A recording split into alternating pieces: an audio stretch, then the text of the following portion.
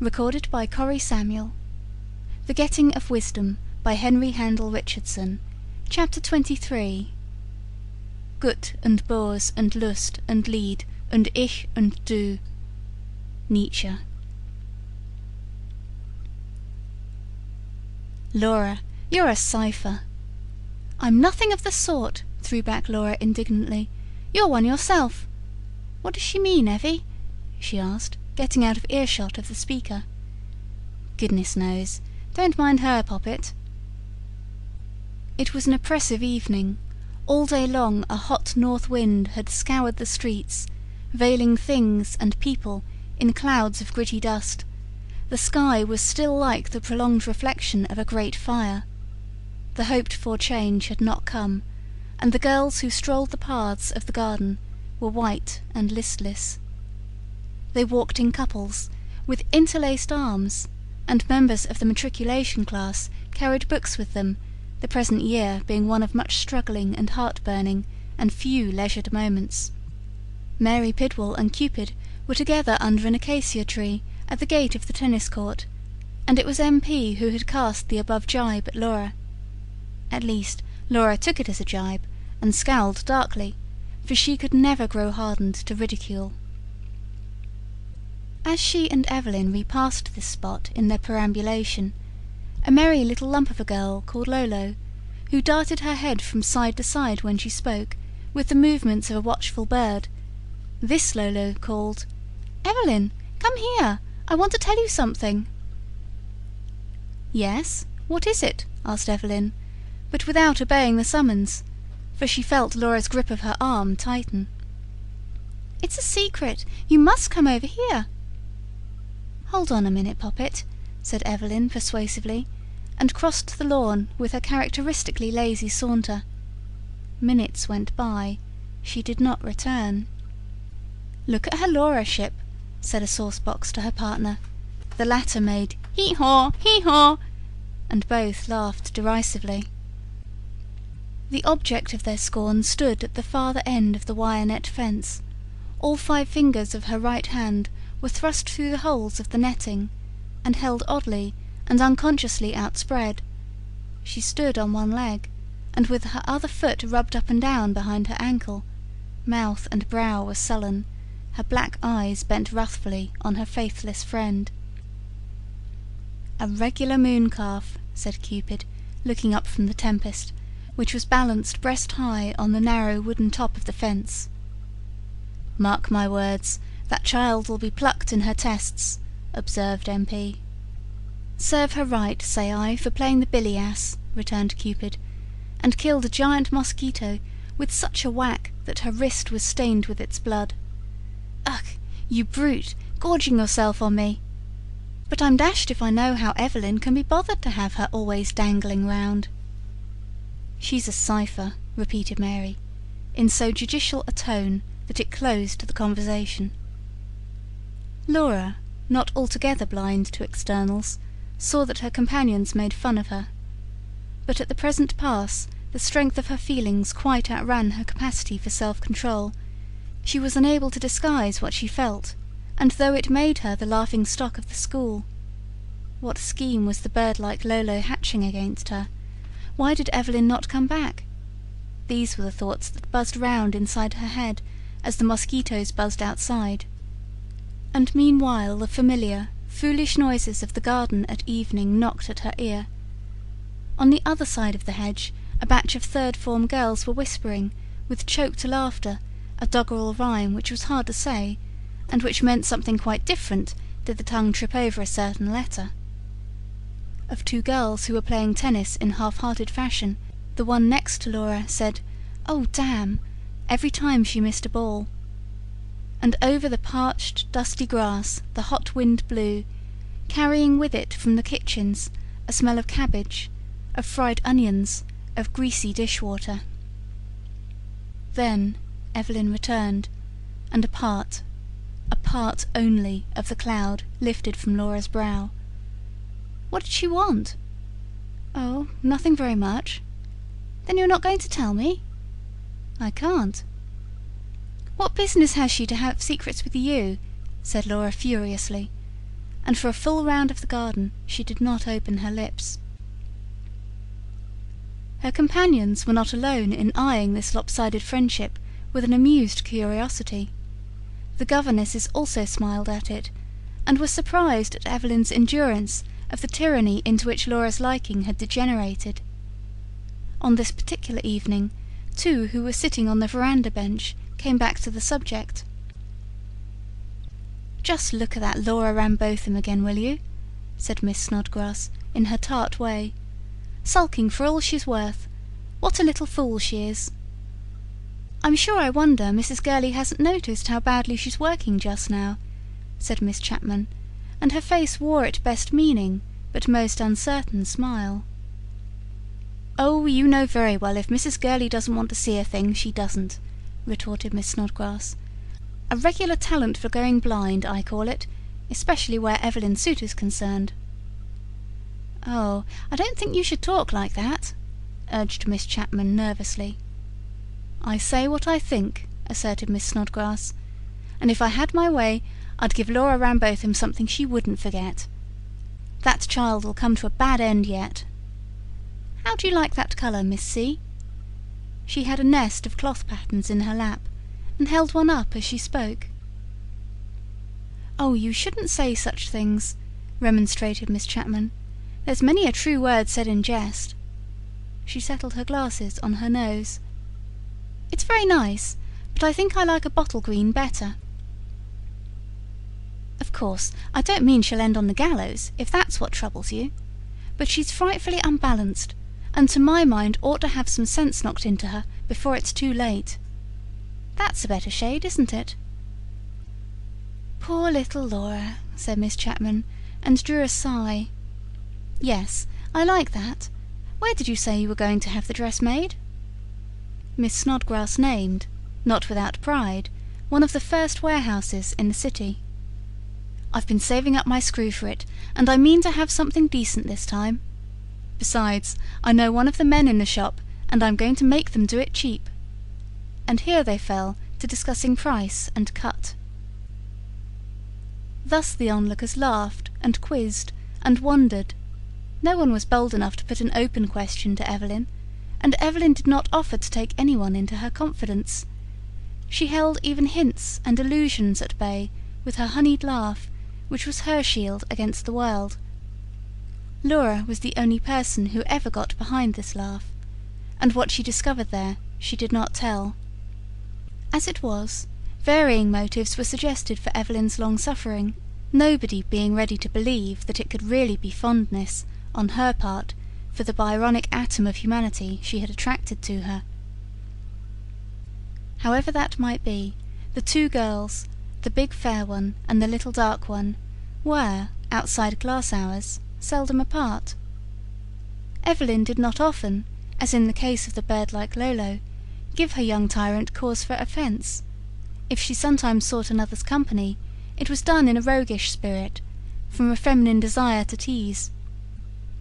Perhaps, too, she was at heart not averse to Laura's tantrums, or to testing her own power in quelling them.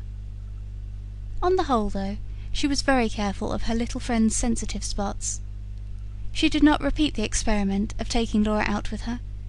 As her stay at school drew to a close, she went out less frequently herself, for the reason that, no matter how late it was on her getting back, she would find Laura obstinately sitting up in bed, wide awake, and it went against the grain in her to keep the pale-faced girl from sleep. On such occasions, while she undid her pretty muslin dress, unpinned the flowers she was never without, and loosened her gold-brown hair, which she had put up for the evening, while she undressed, Evelyn had to submit to a rigorous cross-examination. Laura demanded to know where she had been, what she had done, whom she had spoken to, and woe to her if she tried to shirk a question. Laura was not only jealous, she was extraordinarily suspicious, and the elder girl had need of all her laughing kindness to steer her way through the shallows of distrust. For a great doubt of Evelyn's sincerity had implanted itself in Laura's mind. She could not forget the incident of the Mostly Fools, and, after an evening of this kind, She never felt quite sure that Evelyn was not deceiving her afresh, out of sheer goodness of heart, of course, by assuring her that she had had a horrid time, been bored to death, and would have much preferred to stay with her, when the truth was that, in the company of some moustached idiot or other, she had enjoyed herself to the top of her bent. On the night Laura learned that her friend had again met the loathly Jim, there was a great to-do. In vain Evelyn laughed, reasoned, expostulated. Laura was inconsolable. "Look here, Poppet," said Evelyn at last, and was so much in earnest that she laid her hairbrush down, and took Laura by both her bony little shoulders. "Look here, you surely don't expect me to be an old maid, do you? Me?" The pronoun signified all she might not say. It meant wealth, youth, beauty, and an unbounded capacity for pleasure. "Evie, you're not going to marry that horrid man?" "Of course not, Goosey. But that doesn't mean that I'm never going to marry at all, does it?" Laura supposed not, with a tremendous sniff. "Well, then, what is all the fuss about?" It was not so easy to say. She was of course reconciled, she sobbed, to Evelyn marrying some day. Only plain and stupid girls were left to be old maids. But it must not happen for years and years and years to come, and when it did, it must be to someone much older than herself, someone she did not greatly care for. In short, Evelyn was to marry only to escape the odium of the single life. Having drawn this sketch of her future, word by word, from the weeping Laura, Evelyn fell into a fit of laughter which she could not stifle. "Well, Poppet," she said when she could speak, "if that's your idea of happiness for me, we'll postpone it just as long as ever we can. I'm all there. For I mean to have a good time first, a jolly good time, before I tie myself up for ever, world without end. Amen." "That's just what I hate so, your good time, as you call it," retorted Laura, smarting under the laughter. "Everyone does, child. You'll be after it yourself when you're a little older." "Me? Never!" "Oh yes, indeed you will." "I won't. I hate men, and I always shall. And oh, I thought," with an upward, sobbing breath, "I thought you liked me best." "Of course I like you, you silly child, but that's altogether different. And I don't like you any less because I enjoy having some fun with them, too." "I don't want your old leavings," said Laura savagely. It hurt, almost as much as having a tooth pulled out, did this knowledge that your friend's affection was wholly yours, only as long as no man was in question. And out of the sting Laura added, "Wait till I'm grown up, and I'll show them what I think of them, the pigs." This time Evelyn had to hold her hand in front of her mouth. "No, no, I don't mean to laugh at you. Come, be good now," she petted.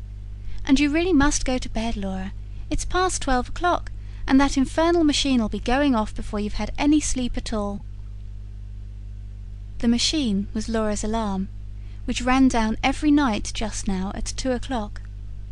For, if one thing was sure, it was that affairs with Laura were in a sorry muddle. In this, the last and most momentous year of her school life, at the close of which, like a steep wall to be scaled, rose the university examination, she was behind with her work, and occupied a mediocre place in her class.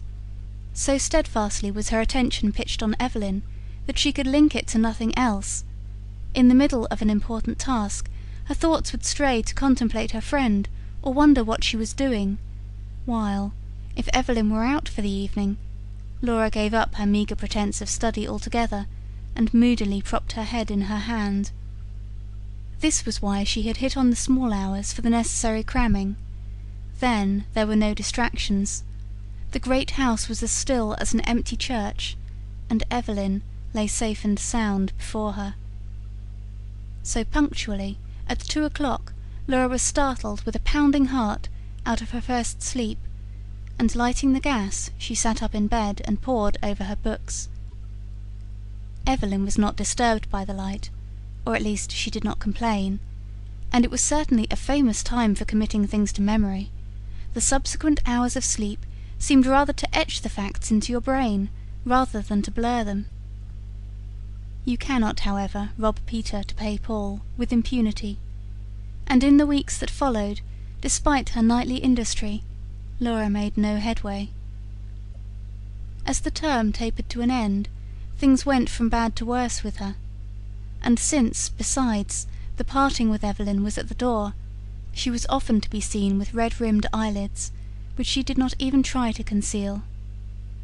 "As if she'd lost her nearest relation," laughed her schoolfellows, and did they meet her privately, on the stairs or in a house corridor, they crossed their hands on their breasts and turned up their eyes in tragedy fashion.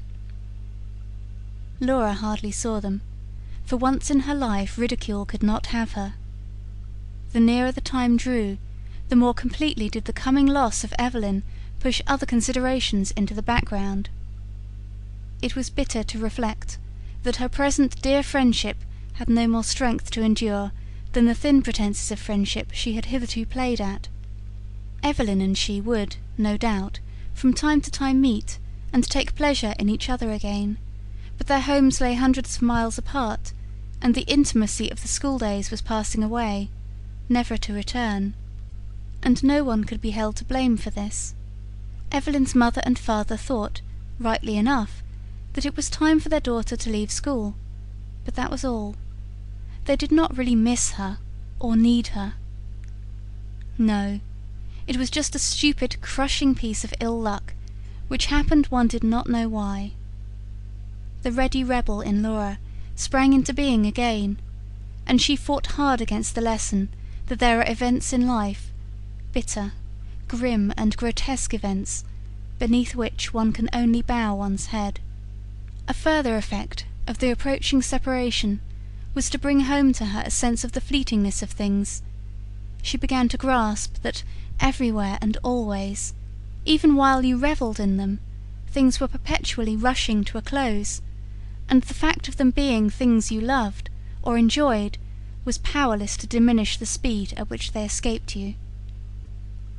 Of course, though, these were sensations rather than thoughts, and they did not hinder Laura from going on her knees to Evelyn to implore her to remain. Day after day Evelyn kindly and patiently explained why this could not be, and if she sometimes drew a sigh at the child's persistence, it was too faint to be audible. Now Laura knew that it was possible to kill animal pets by surfeiting them, and towards the end a suspicion dawned on her that you might perhaps damage feelings in the same way.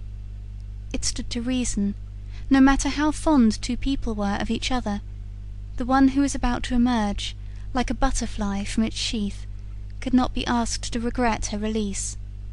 And at moments, when Laura lay sobbing face downwards on her bed, or otherwise vented her pertinacious and disruly grief, at these moments she thought she scented a dash of relief in Evelyn at the prospect of deliverance.